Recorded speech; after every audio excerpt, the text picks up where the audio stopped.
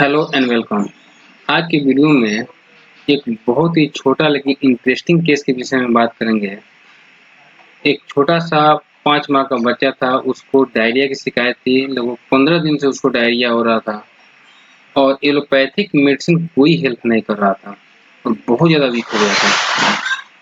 तो जब उसकी माँ जब मेरे पास लेकर के आई तो मैंने सबसे पहले पूछा कि इसको क्या दिक्कत है। उसकी माँ ने बताया कि इसको बहुत ज़्यादा लूज मोशन होता है। उसके बाद पूछे और बतलाइए और क्या दिक्कत है। तो इतना ज़्यादा मात्रा में होता है कि डायपर के नीचे से भी बहने लगता है। बहुत प्रोफ्यूज कोपियस स्टूल हो रहा था उसको। उसके बाद पूछे कि इसका स्मेल कैसा है। उसकी माँ ने बताया कि इतना ज़्यादा उसमें बदबू रहता है कि पूरा रूम जो है महकने लगता है, उसमें रहने की इच्छा नहीं होती है। बहुत ज़्यादा स्मेल, सड़ा टाइप का स्मेल आता है। उसके बाद कलर के विषय में पूछे कि उसके कलर के विषय में बताइए कि स्टूल का कलर कैसा होता है। उसकी माँ ने बतलाई कि स्टूल उसका व्हाइटिश और फेन की तरह उसका स्टूल होता है, जैसे कि लगता है कि जो साबुन का जो फेन होता है उस टाइप का स्टूल उसका होता है। तो दोस्तों इसमें हमको स्टूल का जो जो भी सिम्टम था, जैसे कि बहुत ज़्यादा मात्रा में स्टूल हो रहा था, बार-बार स्टूल हो रहा था, बहुत ज़्यादा उसमें स्मेल था और उसका जो कलर था वो व्हाइटिश और फ्रोदी स्टूल हो रहा था, यानी कि उसके ऊपर झाग था, गांठ था। तो यह सिम्टम हमको उसका स्टूल का मिला। उसके बाद उसके नेचर के विषय में जाना था कि उसका नेचर कैसा है। पूछे कि बच्चे के नेचर के विषय में बताया कि नेचर उसका कैसा है। तो उसकी माँ ने बताया कि जब से इसको डायरिया की शिकायत हुई है तब से जब बहुत ज़्यादा रोता है और बिन गोदी में ही रहना पसंद करता है। गोदी में लेकर के इसको घुमाते रहिए तब वो अच्छा रहेगा। थोड़ा सा भी उसको नीचे उतार देने पर रोना शुरू कर देता था। उसके बाद पूछे कि और बताइए इसके विषय में कि और इसको क्या प्रॉब्लम होती है, इसके नेचर के विषय में बतलाइए। तो उसकी माँ ने बतलाई कि यह इतना ज़्यादा बेचैन रहता है, इतना न ज़्यादा रोता है कि रात में सोने भी नहीं देता। बहुत ज़्यादा रोता है, रात में बहुत ज़्यादा चिल्लाता है। दोस्तों उसका जो ऑब्जर्वेशन था, जब क्लिनिक में जब बच्चा जब आया तो उस समय ऑब्जर्व किए कि वो बिना गोदी में रहे हुए वो उसको चैन नहीं मिल रहा था। हमेशा गोदी में लेकर के उसको घुमाते रहिए, थोड़ा सा भी रुक जाने पर या नीचे उतार देने पर चिल्लाना शुरू कर देता था। बहुत ज़्यादा वीक हो गया था, लीन एंड थिन था और पसीना उसको बहुत ज़्यादा हो रहा था। तो यह उसका ऑब्जर्वेशन था। उसके बाद उसका जो मेंटल सिम्पटम था वो था इरिटेबल था, बहुत ज़्यादा रोता था, उसको श्रिकिंग बोला जाता है, बेचैन था और हमेशा गोदी में लेकर के घुमाना पसंद करता था। उसको कैरी डिज़ायर बोला जाता है। उसके बाद स्टूल का जो सिम्पटम था वो प्रोफ्यूज स्टूल हो रहा था, कोपियस था, ऑफेंसिव इतना ज़्यादा उसमें स्मेल था कि पूरा घर जो है महकने लगता था। बहुत सड़ा स्मेल था। व्हाइटिश ग्रे उसका स्टूल हो रहा था और फ्रोदी यानी कि झाग टाइप का स्टूल हो रहा था। उसका जो पेक्युलियरिटी था, उसका सबसे इम्पोर्टेंट पेक्युलियर सिम्पटम था।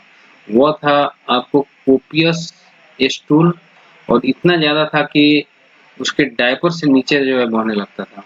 उसके बाद उसका स्टूल था, उसका जो सिम्पटम था कि हमेशा गोदी में रहना पसंद करता था, लेकर के घुमाना पसंद करता था और जैसे नीचे उतार दिया जाता था रोना शुरू कर देता था और उसमें स्मेल बहुत ज़्यादा था। पूरा रूम जो है महकने लगता था, सड़ा स्मेल था। तो दोस्तों इसको रूब्रिक्स में कैसे लिया जाएगा, सबसे पहले बात करते हैं। आपको फाटक रिपोर्टिंग में इसको हम देखेंगे। कैरी डिजायर, इसलिए कि वो घूमना पसंद करता था। Carry desire. उसके बाद आपको उसका सिम्टम था कि will not be let down, यानी कि वह नीचे जो उतरना पसंद नहीं करता था। तो उसको carry desire will not be let down. देखिए सिंगल मेडिसिन है बेंजोइक एसिड। उसके बाद दोस्तों उसका जो सिम्टम था वह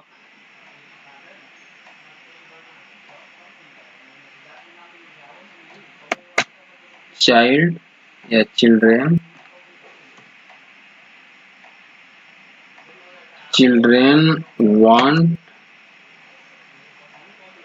want to be nurse in arm will not be let down।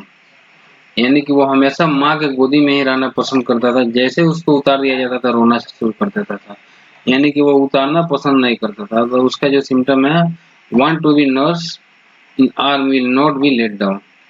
देखिए इसमें भी आपको सिंगल मेडिसिन बेंजोइक एसिड है। उसके बाद दोस्तों उसका स्टूल का जो सिम्टम था, स्टूल उसका बहुत बैड स्मेल था। तो bad smell, repeated bad smell. उसके बाद आपको वो डायपर से नीचे बहने लगता था। तो डायपर रनिंग थ्रो, देखिए स्टूल डायपर रनिंग थ्रो, दो मेडिसिन है इसमें, पोडोफाइलम और बेंजोइक एसिड। उसके बाद वो बहुत ज्यादा चिल्लाता था। तो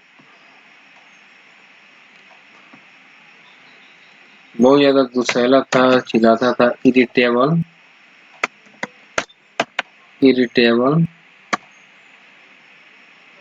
चिल्ड्रेन, कैरिड मस्ट बी, हमेशा वो घूमना पसंद करता था। यानी कि कैमोमिला, देखिए बेंजोइक एसिड, कैमोमिला सिना और म्यूरिएटिक एसिड भी है।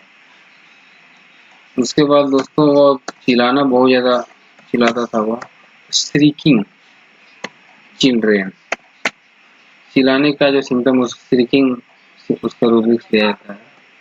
देखिए इसमें भी बेंजोइक एसिड है। उसके बाद उसका जो स्टूल जो हो रहा था, वो स्टूल फ्रोदी था, स्टूल फ्रोदी। और उसके बाद उसका जो सिम्टम था वो स्टूल वाइटिस। देखिए benzoic acid first grade medicine है। ये सारे सिम्टम लेने के बाद जो मेडिसिन आया, देखिए carried want to be will not be let down, children infant want to be nursed, ये सारे सिम्टम जो है आपको बेंजोइक एसिड में आपको मिलेंगे। उसके बाद दोस्तों मेटेरिया मेडिका में सबसे जरूरी है, मेटेरिया मेडिका में मेडिसिन के सिलेक्शन करने के बाद मेटेरिया मेडिका में खोजना। तो मेटेरिया मेडिका में देखते हैं,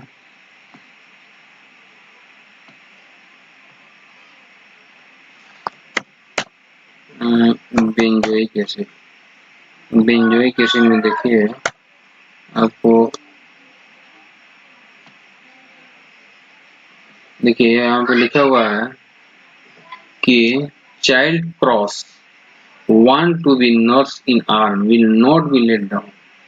देखिए इसका जो मेंटल जो सिम्टम है इसमें लिखा हुआ है।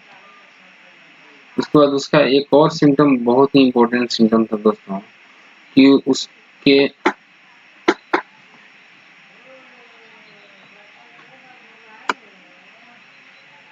देखिए child across want to be nursed in arm will not be let down। उसके बाद एक और सिम्टम था इसका कि उसके इस बहुत ज्यादा स्मेल था उसके स्टूल में। देखिए बहुत ज्यादा जो स्मेल था उसमें आपको एक मेटेरियल मेडिका में हम देखे हुए थे, वो दिखला रहा है। हम्म,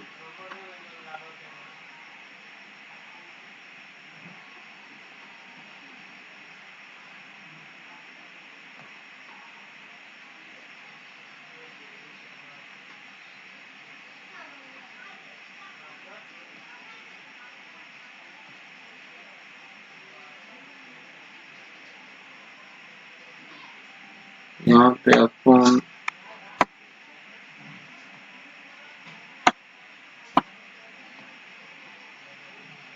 स्टूल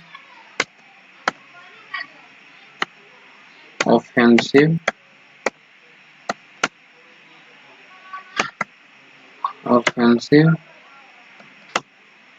सेंटिंग हाउस,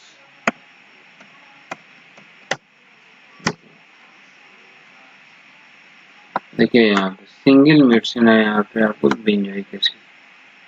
देखिए बेंजोइक एसिड।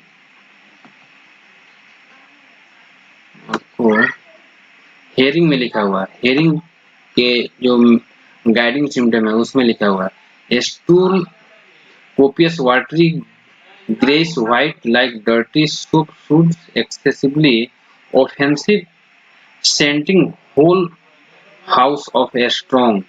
देखिए इसका स्पेकुलेशन का, तो दोस्तों उसको बेंजोइक एसिड 30 पावर में दिए,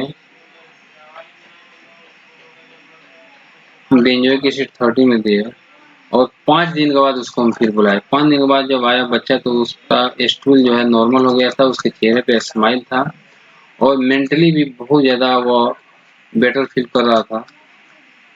तो दोस्तों बेंजोइक एसिड 30 पावर में दिए थे। दोस्तों मेडिसिन का सिलेक्शन अगर सही हो तो होम्योपैथिक दवा जो है बहुत तेजी वर्क करती है और उसका रिजल्ट जो है 2 से 3 दिन के अंदर में आपको मिलने लगता है। तो उसकी माँ से पूछे कि मेडिसिन देने के बाद कितने दिन के बाद वो उसका रिकवरी शुरू हो गया, तो उसकी माँ ने बताया कि सेकंड डे से ही उसका जो स्टूल था वो लगा गाढ़ा टाइप का होने और 2 से 3 दिन के अंदर में उसका स्टूल जो है नॉर्मल हो गया। तो दोस्तों एक छोटा सा केस था जो जो अपना जो एक्सपीरियंस था वो आप लोगों के सामने शेयर किया। या आपको इसमें जो भी कमेंट होगा कमेंट बॉक्स में जरूर दीजिएगा। धन्यवाद।